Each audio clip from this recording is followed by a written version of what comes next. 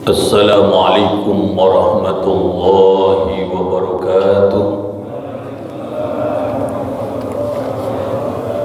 Alhamdulillah wa syukurulillah wassalatu wassalamu ala rasulillah Muhammad ibn Abdillah wa la hawla wa la quwata illa billah. Amma ba'd. Para alim, para pengurus masjid, alim yang muliakan, bapak, ibu-ibu, para jamaah, calon-calon ahli jannah semuanya. Adanallahu wa iyyakum ajmain. Semoga kita termasuk orang-orang yang dicintai oleh Allah Subhanahu wa taala.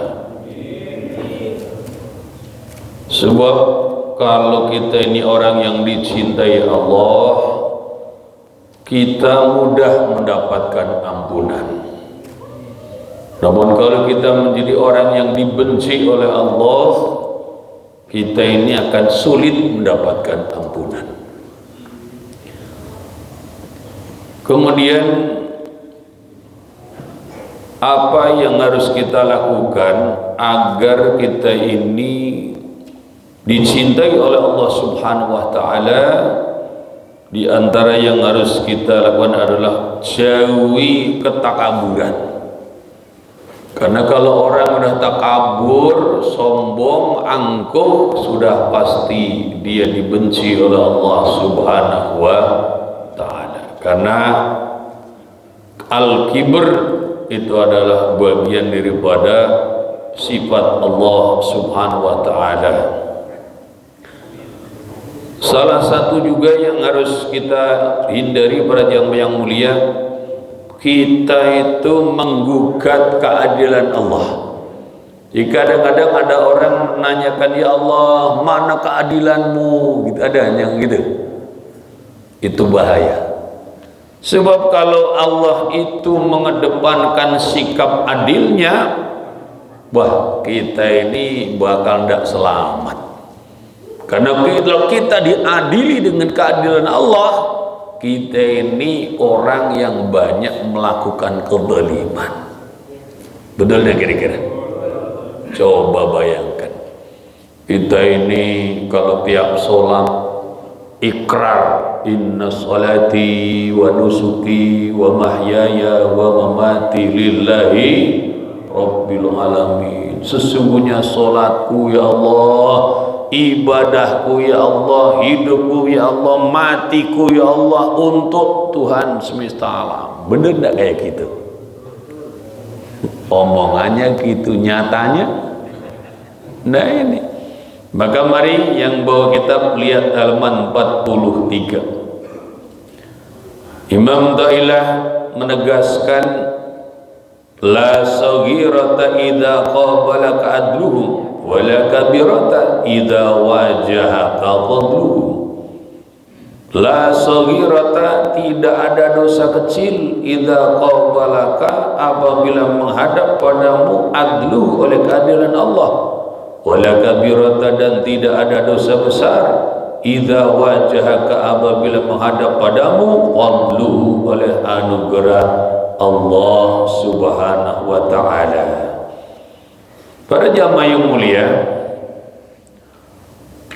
satu hal yang hampir bisa dipastikan tiap hari kita akan mengalami adalah kita ini melakukan perbuatan dosa. Betul? Bagaimana ndak dosa? Kehidupan sekuler katanya cuci mata, tapi cuci matanya ke mall. Ayo, ada dosa enggak di sana? Apa dosanya misalnya? Contohnya, coba yang nunggu toko itu kira-kira bagaimana kebanyakannya? Pening?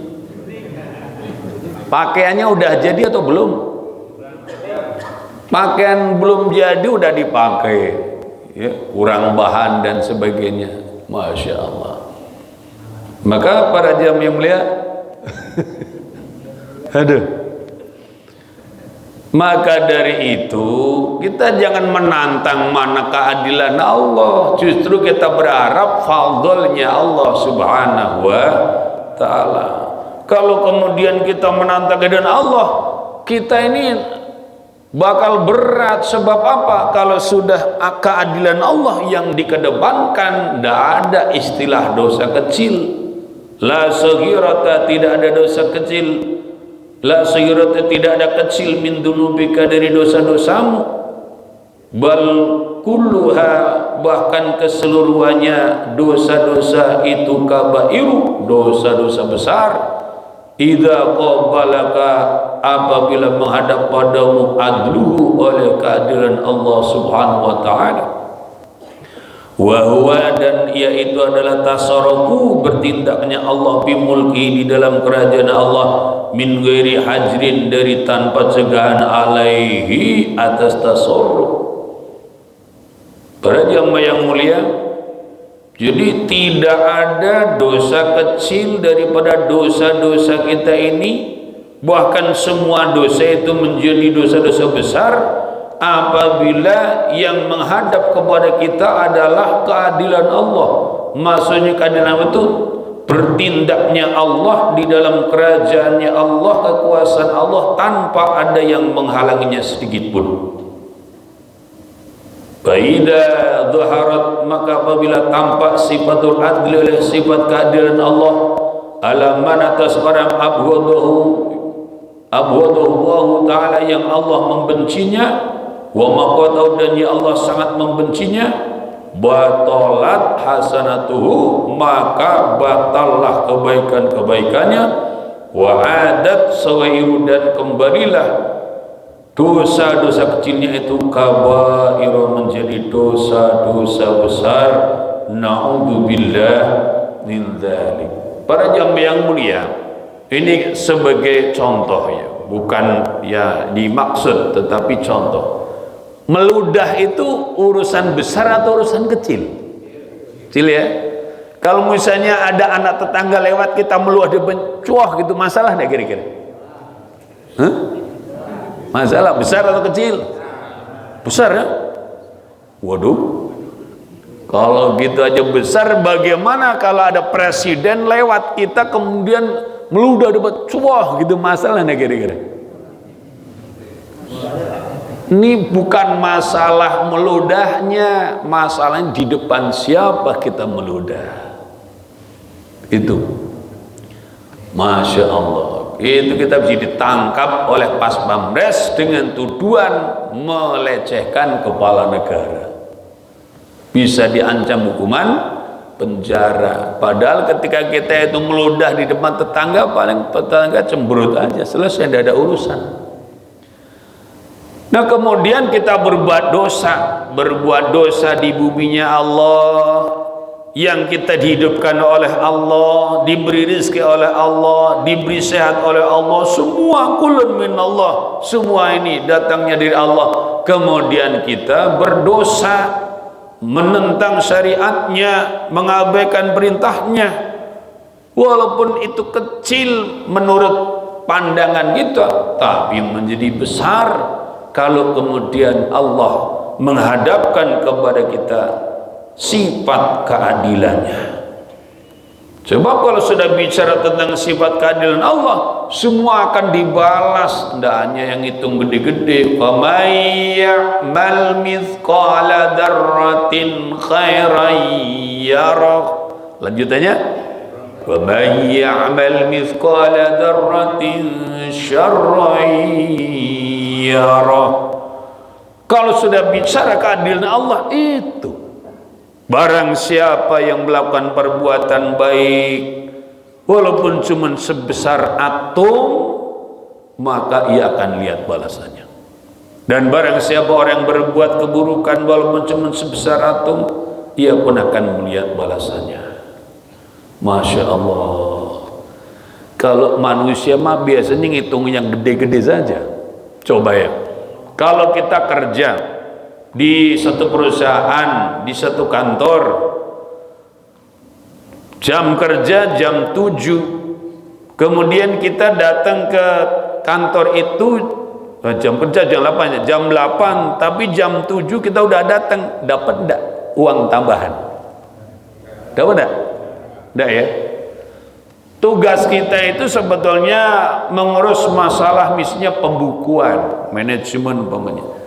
Tapi karena kita datang ke kantor, OB belum merapikan, maka kita rapikan sendiri, kita lap sendiri mejanya, kita rapikan di ruangannya, dapat enggak gaji tambahan? Enggak ya. Kalau manusia kan begitu, walaupun orang itu melakukan banyak sekali amal-amal atau kerja-kerja yang baik, tapi tidak akan diperhitungkan. Beda dengan Allah SWT. Kita ini mau sholat maghrib datang lebih awal, dapat pahala. Gitu loh. Nunggu datangnya waktu sholat, dapat pahala. Bahkan ingdidrus sholat ya, as-sholah itu, menunggu sholat itu udah dapat pahala seperti orang melakukan sholat. Macam kita ini mau nunggu sholat isya, kita masih di masjid, dapat pahala kita sebagaimana orang sholat. Belum lagi ditambah sambil ngaji, wah mikul pahala kita pulangnya kalau saja diwujudkan. Perhitungan dalam keadilan Allah sampai seperti itu. Kita senyum aja dapat pahala kok. Tabassumuka wajhika shadaqatun lak. Senyummu di hadapan saudaramu itu sedekah bagimu. Dapat pahala sedekah. Ada kita kerja keras kemudian kita banyak senyum kepada orang-orang, kepada customer, dapat tambahan gaji gitu. Berapa kali senyum Anda itu? 10 kali, udah 100.000. Mungkin enggak ada kan?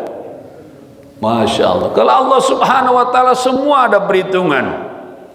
Makanya jangan sampai kita itu transaksi hanya kepada manusia. Transaksilah kepada Allah Subhanahu wa ta'ala. Pun juga demikian masalah dosa. Dosa yang diperhitungkan Allah dan dibalas oleh Allah itu juga dosa-dosa kecil. Apalagi kalau kita tidak melakukan amalan-amalan untuk menutupnya. Walaupun dosa kecil. Bahkan para jamaah yang mulia, gara-gara kucing seorang wanita sampai ada hadisnya masuk neraka. Dakhalat imra'atun nara bihira. Seorang wanita masuk neraka. Apa sebabnya? Dia mengurung kucing, tidak memberi makan dan minum kucing itu, tak membiarkan kucing itu makan serangga-serangga dari bumi, hatta matat, sampai kucing itu mati. Allah murka dan wanita ini ditetapkan menjadi penghuni neraka. Na'udzubillah min dzalik. Padahal tidak ada seorang polisi pun menanyakan kepada kita, tak ada jaksa yang menuntut kita, tak ada hakim yang memberikan putusan hukum kepada kita. Di dunia tidak ada yang peduli, Allah peduli. Bahkan wanita ini ditetapkan menjadi penghuni neraka. Pun sebaliknya, ada orang lewat di jalan depan masjid misalnya, ada ranting, ada apalagi beling, pecahan apa kaca, paku, terus diambil, tempatkan di tong sampah. Kenapa dia lakukan itu? Dia ingin melindungi umat Islam dan manusia pada umumnya dari bahaya yang bisa terjadi gara-gara sampah itu atau gara-gara paku, beling itu. Maka apa yang terjadi? Allah Subhanahu wa ta'ala masukkan orang ini ke dalam neraka. Masukkan ke dalam surga. Nah, para jamaah yang mulia, maka kita jangan sampai melupakan dalam hidup ini amalan-amalan untuk menutup dosa-dosa kita itu. Sebab walaupun dosa kecil, tapi kalau nanti berhadapan dengan keadilan Allah, jadi besar urusannya. Caranya bagaimana? Rasul bersabda, ittaqillaha haitsu ma kunta.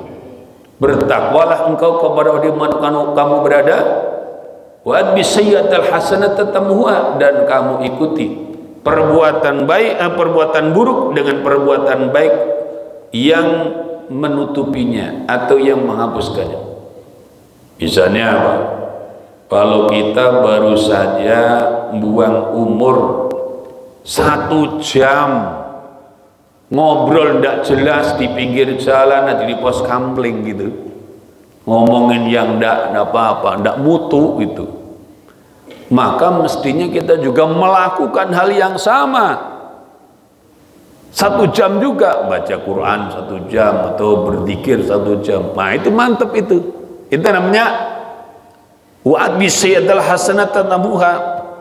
Ikuti perbuatan buruk dan perbuatan baik yang menutupinya. Misalnya ya, naudzubillah min dzalik, ada orang suka banget nyawer biduan, ada. Jangan keras-keras. Karena sekarang ada di tempat di Darul Muahid ada bapak-bapak yang ada 6 bulan ini mondok bolak-balik, dia datang maghrib nanti pulang subuh. Itu dia cerita, oh begini Pak Ustaz, saya itu dulu ya, suka sekali keluar malam-malam gitu ke tempat-tempat kata hiburan itu, dan ya nyawer gitu, paling tidak sekali nyawer itu ya habis 400 500 gitu. Tapi kok setelah saya mulai ngaji, kok duitnya ndak ada, begitu loh gitu. Kalau nyawer ada, tapi kalau mau ngaji atau mau infak kok ndak ada gitu loh, aneh gitu loh.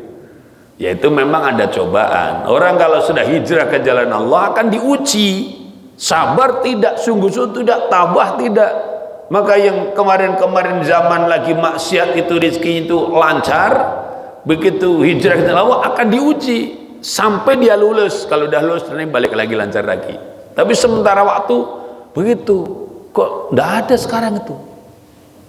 Masya Allah. Tapi maksudnya gini, kalau ada orang berani maksiat mengeluarkan duit 400.000 nyawer biduan, berani ndak infak di Masjid Al-Hikmah 400.000 Jumatan gitu atau apa, berani ndak kira-kira? Kok ndak ada jawaban toh ya?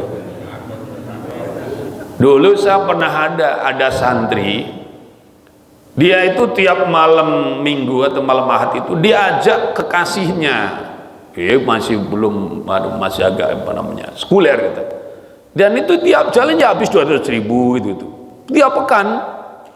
Sementara dia sih mau nabung tapi dipaksa terus. Nah sekarang gini, kalau ngelarang kan dia tidak mau dilarang. Sekarang begini aja, berani tidak sekali keluar jalan-jalan 200.000 dibelanjakan, ini tiap keluar 200.000 siapin 200.000 untuk infak Jumatan nanti, berani tidak?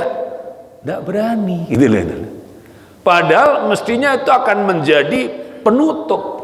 Berani mengeluarkan duit 200.000 untuk al-sia-sia bahkan maksiat, harus berani keluar 200.000 di jalan Allah untuk menutupinya, minimal seperti itu. Maka pada jamaah yang mulia, kalau kita belum bisa disuruh berhenti dari perbuatan buruk, perbuatan dosa, paling tidak kita punya amalan yang bisa menutupnya gitu. Maka ini salah satu amalan seperti ini nih, salat jamaah, zikir, doa, ngaji bareng seperti ini. Ini adalah bagian daripada amalan-amalan yang insya Allah akan menutup dosa-dosa kita. Wa inna talibal ilmi yastaghfiru kulli syai'in hatta litan fil bar. Sesungguhnya penuntut ilmu dimohonkan ampun oleh setiap suatu sampai ikan di lautan. Tapi kan setan pinter. Orang kalau nuntut ilmu itu dihalangi, rugi besar setan. Sudah capek-capek menggoda manusia biar berbuat dosa, kok dia kemudian menuntut ilmu. Ya begitu dia nuntut ilmu, dosa dia rontok, dimohonkan ampun oleh alam semesta. Makanya dibuatlah manusia itu males banget yang namanya nuntut ilmu. Betul begitu? Padahal kok dipikir-pikir susahnya apa? Tinggal duduk, nyender, tidur, udah apa-apa, dimaklumi lah gitu. Nggak apa-apa lah. Tapi kan nggak begitu, rasanya kayak digebugin gitu. Kayak ditusuk-tusuk tuh telinga. Pokoknya berat. Kok tapi masih ada, itu namanya orang-orang yang telah dipilih Allah dapat taufik. Sebetulnya semua amal itu mudah, liman yassarallahu, bagi orang yang Allah memudahkannya, kan gitu. Para jamaah yang mulia, mantunya Kanjeng Nabi Muhammad SAW, Sayyidina Utsman bin Affan. Beliau itu kadang-kadang sholat malam 2 rakaat, dalam 2 rakaat itu Quran 30 juz hatam. Bayangkan, berat atau ringan? Jawab yang jelas. Berat atau ringan? Berat bagi kita yang belum mendapatkan pertolongan Allah, tapi ringan bagi beliau yang telah mendapatkan pertolongan Allah itu. Jadi yassar liman yassarallah. Bahkan ya seperti yang dilakukan oleh orang-orang itu. Saya itu kalau mau kuliah subuh itu, misalnya kuliah subuh di Pondok Labu atau kuliah subuh di BSD, berangkat jam 3 gitu. Itu saya lihat di pinggir-pinggir jalan itu ada muda-mudi itu lagi berdua, khusyuk sekali gitu. Khusyuk gitu, tenang gitu, asik gitu. Enggak tampak ada ngantuk-ngantuknya gitu loh. Dari malam mereka begitu. Kuat. Nah, orang yang telah diberi anugerah semacam Sayyidina Utsman itu memang beliau hafal Quran gitu loh. Kemudian beliau memang pencinta Quran. Ya tentulah waliullah. Jadi ya rasanya asik aja, nikmat saja begitu. Ini sudah bukan amal dohir, ini namanya amal ruh. Nanti ada bahasanya itu. Kalau kita kan amal dohir, makanya badan masih berat. Karena apa? Karena dohirnya yang beramal, ruhnya belum. Kan gitu, kita ngaji aja ngelihat jam dulu kan. Gitu. Kapan berhentinya di pengajian? Gitu. Kalau ini mau jelas asar, apa ada isya ya. Kalau di pondok kan ngaji pada isya jam 8:30. Jadwal selesai jam 10, tapi belum tentu, tergantung ustadznya. Kalau ustadznya capek, jam 10 tutup. Tapi kalau ustadznya badannya seger, ya enggak tentu berhentinya kapan. Lagi bola kan santri mukim di situ ya, mau sampai perang boleh aja. Makanya yang ruhnya itu belum ngaji itu ngeliatin jam lulu terus capek terasanya. Tapi kalau yang sudah ruhnya yang beramal, badan ngikut, nah itu yang enteng banget. Itu namanya liman yassarallah atau liman waffaqahullah, bagi orang yang diberikan taufik oleh Allah Subhanahu wa taala. Baik, kita lanjutkan. Wala kabirata, dan tidak ada dosa besar idza wajahaka, apabila menghadap kepadamu fadlu oleh anugerah Allah Subhanahu wa taala. Para jamaah yang mulia, tidak ada dosa besar apabila yang menghadap kepadamu adalah anugerah Allah. Apa yang fadlnya Allah dan bunmula ya fadlu, itu syai, pemberian sesuatu bighairi iwatin, dengan tanpa ganti. Bal jami'u dzunubika, bahkan semua dosa-dosamu, ina idzin ketika itu saghairu, dosa-dosa kecil. Para jamaah yang mulia, kalau kita ini berhadapan dengan sifat fadlnya Allah, fadl itu artinya memberi sesuatu tanpa ganti, tidak berharap kembali, namanya fadl. Nah, kalau kita berhadapan dengan sifat fadlnya Allah, maka dosa-dosa besar kita itu menjadi dosa-dosa kecil dalam pandangan Allah Subhanahu wa taala. Fa idza dhaharat, maka apabila tampak sifatul fadli, oleh sifat fadl daripada Allah, liman, bagi orang ahabbau yang ia mencintainya, idmahalat, maka hilang sayiatu, oleh dosa-dosanya, warajadat, dan kembali oleh dosa-dosa besarnya, saghairat, menjadi dosa-dosa kecil. Para jamaah yang mulia, apabila tampak sifat fadlnya Allah, kepada siapa tampak sifat fadlnya Allah? Kepada hamba yang mencintai Allah Subhanahu wa taala, atau hamba yang dicintai oleh Allah Subhanahu wa taala. Bagaimana kejadiannya kalau Allah Subhanahu wa taala menghadapkan sifat fadlnya kepada hamba yang dia cintai, maka dosa-dosanya menjadi hilang, lebur dalam sifat fadlnya Allah Subhanahu wa taala. dan dosa-dosa besarnya menjadi dosa-dosa kecil.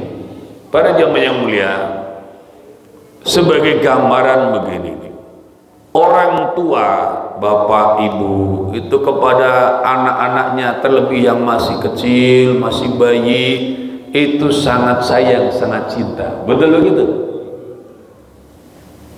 Itu ada ibu-ibu baru saja mandi, baru ganti baju, bahkan udah wangi, terus gendong anaknya yang masih balita.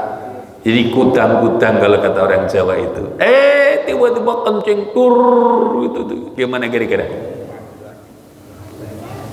Marah? Kemudian kesel gitu, dibanting tuh anak? Tidak. Bocah pinter kan gitu kan, tahu ibunya ini mandinya kurang bersih, suruh mandi lagi kan gitu namanya, kan gitu. Oh, tahu ibunya mandinya tadi itu mandi bebek, suruh mandi lagi, begitu namanya cinta. Betul nggak kira-kira? Tapi kalau kita ini misalnya lagi berdiri di pinggir jalan, ada tetangga yang reseh lewat, naik motor, kemudian ada genangan air nyiprat, kira-kira gimana? Bukan? Itu dimaki-maki, malah didoakan nyungsepkan gitu. Dan itu Masya Allah. Nah, kalau Allah Subhanahu wa ta'ala itu cinta kepada seorang hamba, maka ya walaupun dia punya dosa, diampuni. Loh, kok bisa begitu? Nah, ini ada rahasianya. Kasih tahu enggak rahasianya? Kok bisa ada orang dosa tapi dicintai Allah? Karena dosa yang dia lakukan itu karena dia itu terdorong oleh syahwat, bukan terdorong oleh kesombongan. Itu. Ini kita bisa buka dalam kitab Nasul Ibad. Jadi dosa itu kalau munculnya dari takabur, la yurja gufranu, tak bisa diharapkan ampunannya. Seperti dosa yang dilakukan oleh iblis. Iblis itu berbuat dosa, pendorong dosanya apa? Sombong. Kan diperintahkan oleh Allah, usjudu li Adam, sujudlah kamu sekalian kepada Adam. Hormat kepada makhluk yang diberi Allah ilmu lebih banyak. Usjudu li Adam, fasajadu, semua sujud, ila iblis, kecuali iblis. Malaikat sujud, maksudnya inhina, yang bungkuk hormat kepada Nabi Adam sebagai makhluk Allah yang diberikan keutamaan ilmu. Iblis tidak mau, aba wastakbara, dia tidak mau dan dia sombong. Ketika ditanya, ma manakan tasjud li Adam, apa yang buat kamu tidak mau sujud kepada Adam? Apa kata iblis? Ana khair bina, aku lebih baik daripada dia. Khalaq tahu min tin, khalaq tani min nar, khalaq tani min nar, khalaq tahu min tin. Engkau ciptakan aku dari api, sedangkan engkau ciptakan dia dari tanah. Maka iblis dosanya tidak diampuni. Pun memang orang kalau dosanya itu karena takabur, tak pernah minta ampun dong, dia tidak pernah merasa bersalah. Maka dosa ini dosa yang buat Allah benci, sehingga kemudian kecil pun menjadi besar dalam pandangan Allah. Nah, ada dosa yang munculnya karena syahwat, maksudnya karena keinginan, karena hasrat. Contohnya Nabi Adam. Nabi Adam itu kenapa sampai memakan buah yang dilarang untuk mendekatinya, memakan buah dari pohon yang dilarang mendekatinya? Karena beliau ingin supaya tetap abadi di surga. Nah, kala itu iblis ngaku-ngaku sebagai senior, ngasih tahu, ya Adam, saya kasih tahu nih, itu pohon yang dilarang kamu mendekati itu namanya pohon khuldun, artinya apa? Kekal. Kalau kamu makan buahnya, kamu kekal di surga. Tapi Allah tidak ingin kamu kekal di surga, maka dilarang. Jadi saya sebagai senior kasih tahu, makan aja buahnya. Begitu. Nabi Adam mau menghindar, tapi istrinya bujuk. Akhirnya dimakanlah. Keinginan untuk tetap bersama di dalam surga membuat Nabi Adam kemudian melakukan hal yang dilarang Allah. Dan akhirnya kemudian ya terjadilah, dan Allah pun menjatuhkan sanksi, diturunkan Nabi Adam ke bumi ini. Ihbitu, turun kamu, atau ihbita, ada juga gitu, turun kamu berdua ke dalam dunia ini ya. Dan Allah ingatkan, ba'dukum li ba'din adu, sebagian kamu akan memusuhi sebagian yang lain. Namun karena Nabi Adam itu, yang membuat beliau melakukan itu bukan karena takabur, namun karena hasrat, beliau sadar. Dan beliau diberikan oleh Allah satu bacaan permohonan ampun yang abadi sampai saat ini, yaitu apa? Gimana Nabi Adam ininya permohonannya? Rabbana ya Rabbana, bareng-bareng, Rabbana ya Rabbana, Rabbana dhalamna anfusana wa illam taghfir lana wa tarhamna lanakunanna minal khasirin. Semuanya, Rabbana ya Rabbana, Rabbana dhalamna anfusana wa illam taghfir lana wa tarhamna lanakunanna minal khasirin.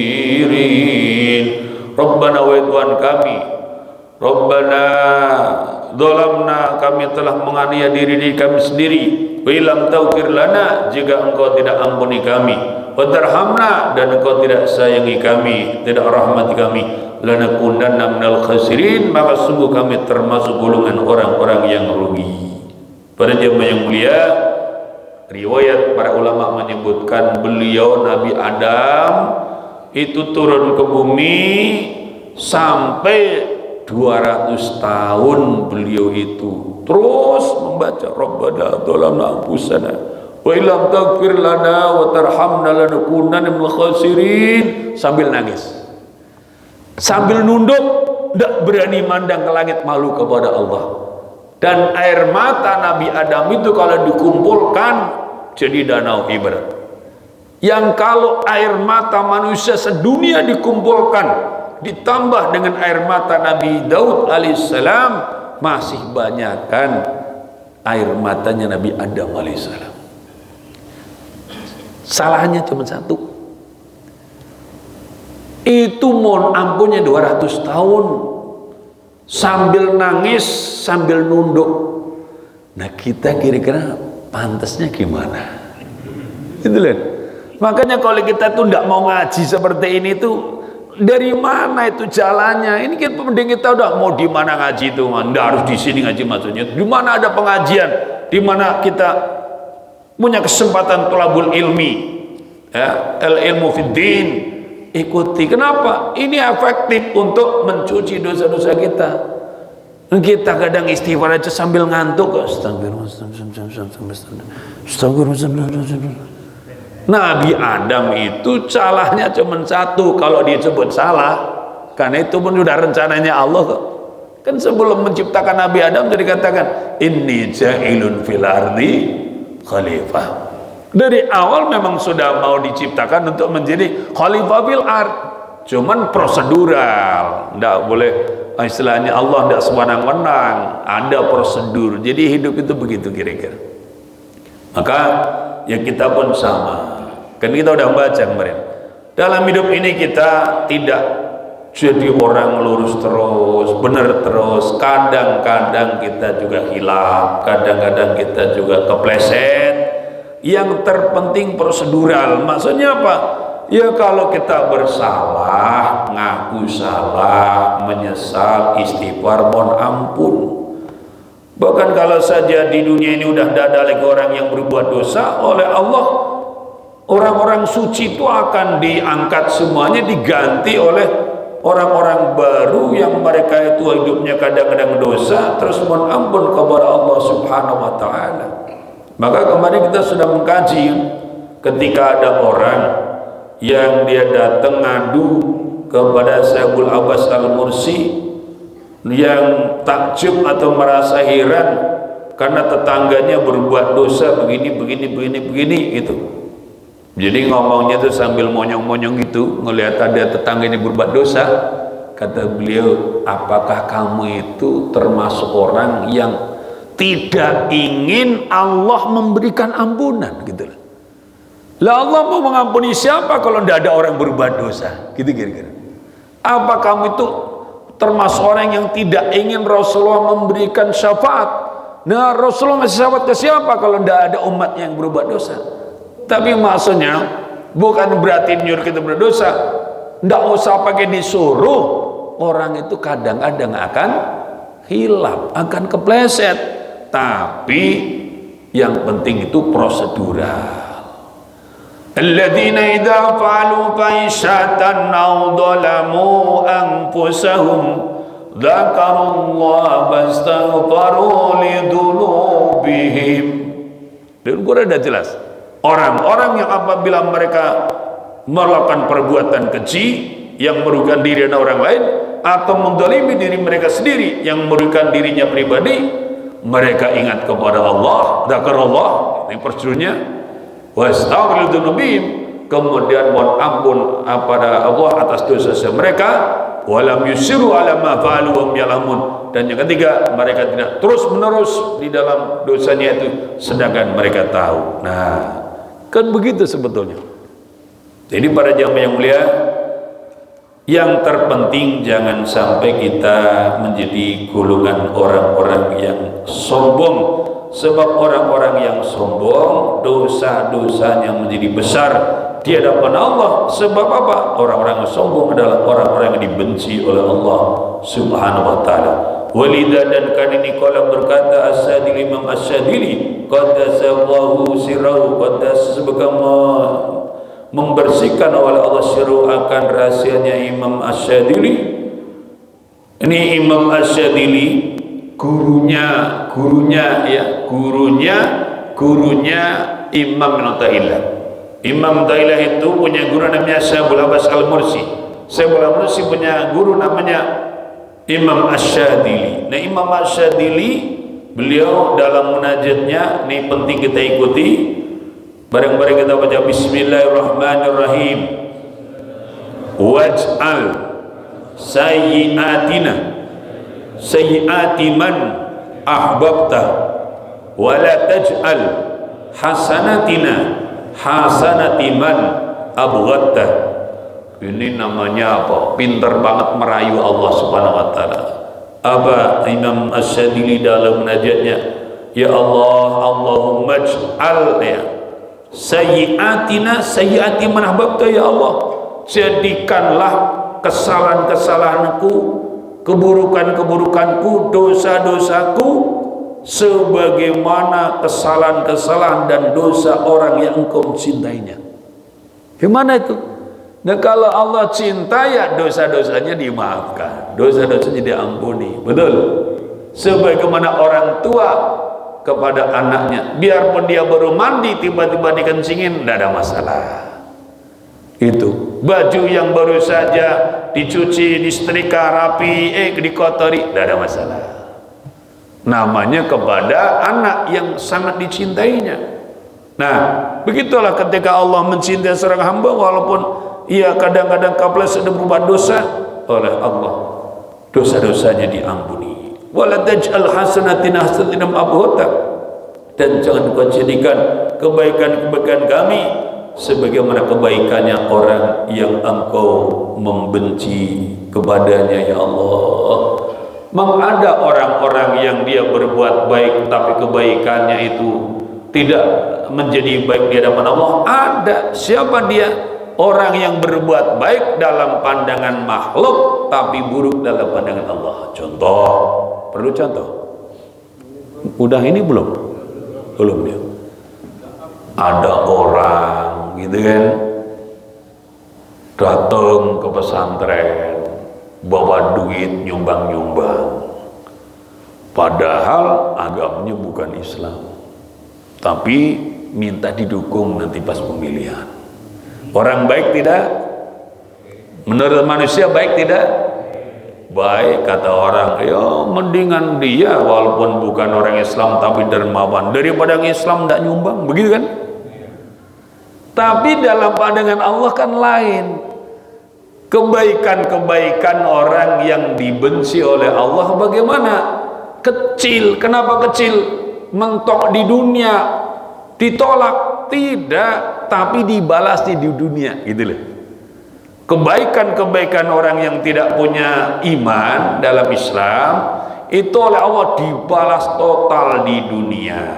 Tetapi balasan dunia berapapun banyaknya tetap kecil dibandingkan balasan akhirat. Itu yang dimaksud. Jadi ada kebaikan-kebaikan orang yang dibenci oleh Allah Subhanahu wa taala. Masya Allah, ini zaman sekarang memang ya apa? Satu tantangan tersendiri contoh ya. Orang itu kalau ingin cepat banyak materi jadi artis, betul nggak kira-kira? Bahkan qori ya, jadi qori kurang pati lancar rezekinya, pindah haluan jadi penyanyi dangdut gitu, cepet itu ya, gitu loh, langsung duitnya miliaran, mantap nggak kira-kira? Tapi kalau di atas panggung, wow, jangan tanya pakaiannya gitu. Nah terus duitnya banyak, dari duit itu kemudian berangkatin umroh, mantap nggak kira-kira? Kira-kira gimana yang modal kayak gini nih?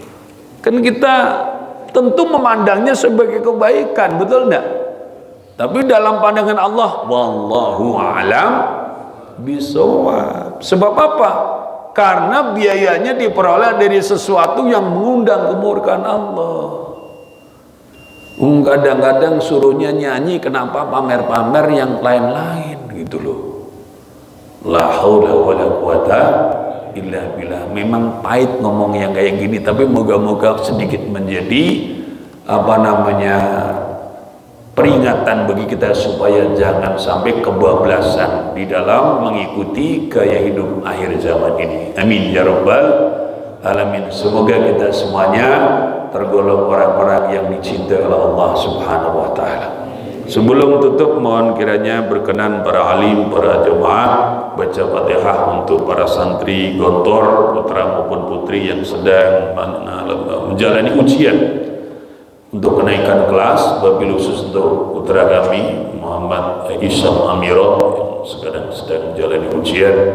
Semoga Allah Subhanahu wa taala memberikan pertolongan kepada para santri, khusus kepada Muhammad Isyam Amiro, diberikan hasil yang terbaik yang diberkahi Allah Subhanahu wa taala. Al-Hadiniyah Al-Fatihah. A'udzu billahi minasy syaithanir rajim. Bismillahirrahmanirrahim. Alhamdulillahi rabbil alamin arrahmanir rahim maliki yaumiddin iyyaka na'budu wa iyyaka nasta'in ihdinas siratal mustaqim siratal ladzina an'amta 'alaihim ghairil maghdubi 'alaihim waladdallin amin. Wassalamualaikum warahmatullahi wabarakatuh. Waalaikumsalam warahmatullahi wabarakatuh. Assalamualaikum warahmatullahi wabarakatuh.